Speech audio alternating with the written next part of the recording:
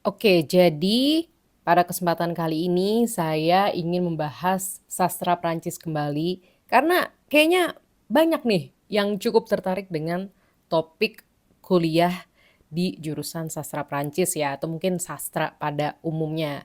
Jadi ada pertanyaan dari Iyayat Maulana Hidayat, Kak, tanggal 18 kemarin aku lulus SNBP, mungkin semacam tes kali ya. Udah lama nggak ngikutin tes-tes masuk kampus.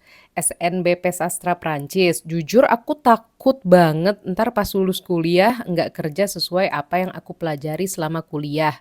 Aku overthinking kak, takut prospek kerjanya nggak luas di sini.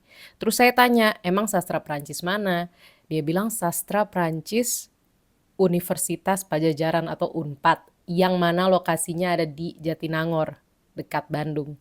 Pertama, maaf ya kalau misalkan nanti jawabannya agak nggak halus.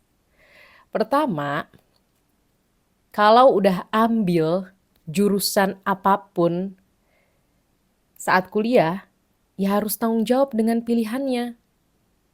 Mau itu dibayarin orang tua, mau itu beasiswa, mau bayar sendiri, harus selalu tanggung jawab. Kalau bisa ya, meskipun tentu tidak mudah untuk dapat nilai bagus, apalagi di sastra ya, apalagi kalau misalkan ternyata bakat Anda sebenarnya nggak di sini meskipun Anda minat, nggak tahu apapun alasan Anda, tapi ya harus selalu tanggung jawab. Dan bentuk tanggung jawab sebagai mahasiswa adalah berusaha untuk mendapatkan IPK yang baik dengan jujur. Dengan jujur di sini berarti tidak menggunakan AI, tidak menggunakan kecerdasan intelijensia atau akal imitasi itu plek-plekan untuk ngerjain tugas atau pakai joki, enggak. Jadi emang tujuannya belajar saat kuliah. Itu dulu. Berani nggak tanggung jawab dulu kayak gitu saat kuliah apapun jurusannya. Kalau udah, mudah-mudahan ya harapannya saat lulus nanti kerjaan apapun juga bakal enak. Apalagi kalau misalkan pertanyaannya nih takut banget ntar pas lulus kuliah nggak kerja sesuai apa yang aku pelajari. Kenapa takut? Apalagi di Jatinangor, di Unpad. Deket loh sama Bandung, Jatinangor itu. Bandung itu kota besar loh. Tentu peluang kerjanya tidak sesedikit jika Anda berada di wilayah lain yang bukan kota besar. Dan dari Bandung ke ibu kota itu juga deket. Dan lagian selalu ada kesempatan untuk pindah ke kota lain kalau misalkan tidak tersedia di kota Bandung, meskipun tentu tidak semudah itu.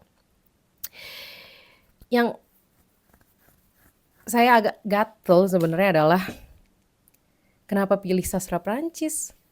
Kalau misalkan overthinking pas lulus, mendingan pilih yang lain aja. Ya enggak? Makanya balik lagi ke tanggung jawab tadi di awal. Apa sih emang tujuan masuk kuliah, mau masuk Unpadnya ya? Mau masuk universitasnya? Ya apapun alasannya harus tanggung jawab. Jangan takut atau overthinking gini, kenapa? Mau apapun jurusannya ya, asal rajin, asal beneran bisa belajar menguasai apapun yang dipelajari saat kuliah, mau belajar hard skill atau kemampuan yang memang dipelajari di kampus, terus belajar soft skill kayak belajar komunikasi, belajar networking, terus digabungin, mudah-mudahan itu tidak akan sesulit itu nyari kerjaan atau mungkin bikin kerjaan apapun jurusannya. Jadi jangan khawatir, aduh. Terus prospek kerjanya nggak luas di sini. Pindah aja, asli. Pindah aja, coba aja tes lagi kak. Kalau emang takut banget, bener deh. Saya jujur agak gimana ya? Kok overthinking? Padahal ujian yang ngerjain sendiri, yang milih sendiri. Ya mungkin ada orang tua juga, tapi kan ujung-ujung milih sendiri dong, ya kan, buat kuliah 4 tahun, atau 3,5 tahun, atau berapa tahun itu. Kalau emang merasa takut, pindah aja, gap year, tes lagi.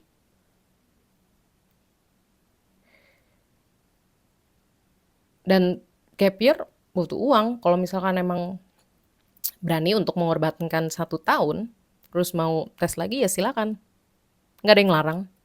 Kalau emang mampu, kalau emang mau, kenapa enggak? Daripada takut, ya kan? Daripada nyesel. Tapi kalau emang mau ya beneran ambil sastra Prancis ini, ya seriusin aja belajarnya. Cari segala segala jalan atau bentuk karir yang bisa dibentuk dari jurusan sastra Prancis ini. Itu versi agak galak ya, tapi kalau mau lebih halus, banyak kok sebenarnya teman-teman saya pun yang bukan sastra Prancis Unpad sih, meskipun ada ya teman sastra Prancis Unpad, pada kerja kok di beragam media atau beragam ranah pekerjaan. Ada yang kerja di pemerintahan, jadi PNS, ada yang jadi diplomat, ada yang kerja di Institut Français atau kayak kebudayaan, pusat kebudayaan Prancis di Indonesia, ada. Yang Unpad juga ada yang kerja di perminyakan sebagai penerjemah atau bidang lain, ada juga. Ada yang kerja di telekomunikasi, ada. Jangan takut. Tapi kalau misalkan emang nggak sesuai sama yang aku pelajari, berarti pengennya di ranah Prancis-Prancisan ya. Ya udah. Kalau emang takut, belajar bahasa Prancis yang rajin. Harus serius ikut kuliahnya. Kalau saya dulu, saya nggak punya keinginan untuk benar-benar lurus sesuai jurusan saya saat lulus kerja. Karena saya emang seneng aja dunia Prancis-Prancisan, Frankofon, dunia Eropa, Uni Eropa emang seneng. Jadi kalau emang nggak kerja di ranah itu pun juga nggak masalah. Walaupun untungnya saya sekarang ya kurang lebih satu jalur ya. Satu jalur lah. Cuma kalau enggak ya nggak masalah. Cuma kalau misalkan Yayat Maulana Hidayat di sini pengen sesuai, ya belajar. Mulai dari sekarang, jangan takut. Entah download aplikasi Duolingo, entah coba akses Easy French di YouTube. Banyak kok yang bisa diakses secara gratis. Coba ya cari gimana kayak how to learn new language using Easy French.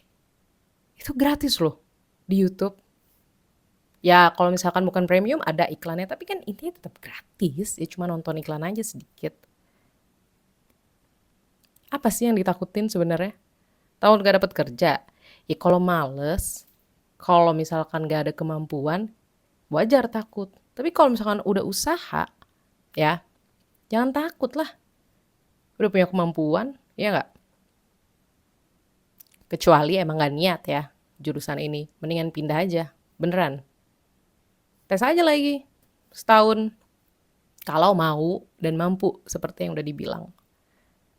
Oke, mungkin gak banyak bantu. Tapi jujur saya agak bingung sama pertanyaan kayak gini. Aku takut banget ntar pas lulus kuliah gak kerja sama yang aku pelajari selama kuliah. Gini deh, kuliah aja dulu. Ya, kuliah yang bener. Gak usah takut. Takut tuh muncul karena gak ada persiapan yang pas. Karena gak tahu apa yang bakal dipelajari di sastra Prancis dan kira-kira nanti lulus jadi apa.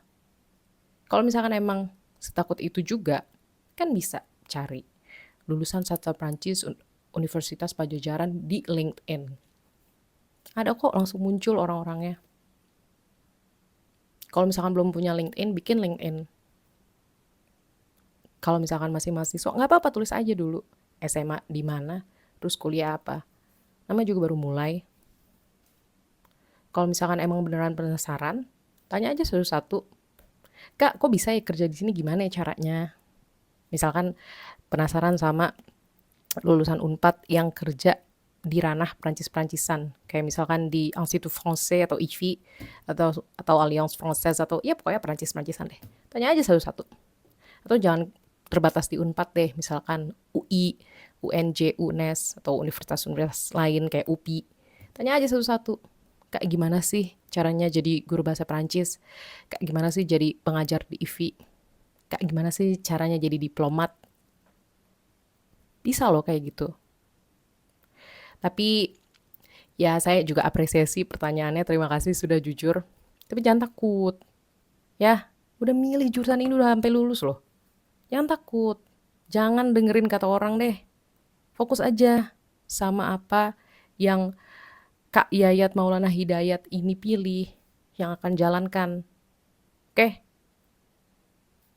Maaf kalau misalkan gak banyak bantu sekali lagi, tapi semoga berhasil, semoga lancar. Intinya rajin aja udah. Gak apa-apa ikut organisasi, gak apa-apa. Tapi kalau emang beneran fokus, mau fokus, ya udah, fokus di belajar bahasa Prancisnya, belajar di Prancis-Prancisannya itu. Kali jadi dosen ya kan, itu juga satu jalan kan. Itu deh, sama kenali juga diri sendiri, Kak Yayat. Kak Yayat sebenarnya maunya apa sih di dunia ini? Maunya jadi apa sih? Maunya di ranah apa? Universitas itu adalah tempat coba-coba. Jadi Kak Yayat bisa mencoba segala jenis hal atau aktivitas yang Kak Yayat minati. Dan mungkin dari coba-coba tersebut Kak Yayat bisa menemukan jalan untuk karir selanjutnya saat lulus atau apapun yang dilakukan saat lulus nanti.